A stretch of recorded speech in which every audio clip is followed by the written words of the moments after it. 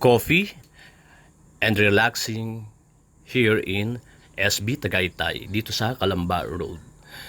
Yan, at kami ay pababa na ng aking anak. So kung first time ka talagang pupunta rito, magdadahan-dahan ka talaga kasi sobrang tarik. Ayan, at kami po ay paparking na ng aking anak.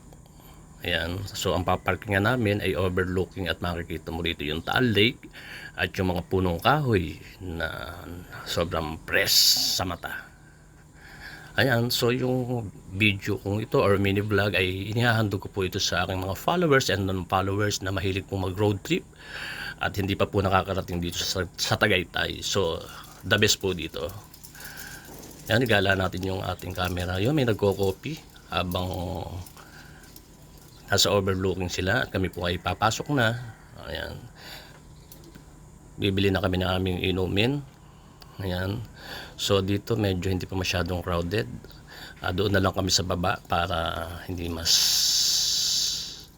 maraming tao. Ayan, at salamat po sa inyong panonood. Short lang po ang video kong ito para magkaroon po kayo ng idea dito sa SB sa Tagaytay, Calamba Road. Yan, the best po dito dahil malapit din po ito sa mga pasyalan. Narito din po ang Sky Ranch. Thank you po sa inyong panonood till here, and God bless to everyone. Ayan, at patapos na po. Thank you sa support. Bye bye.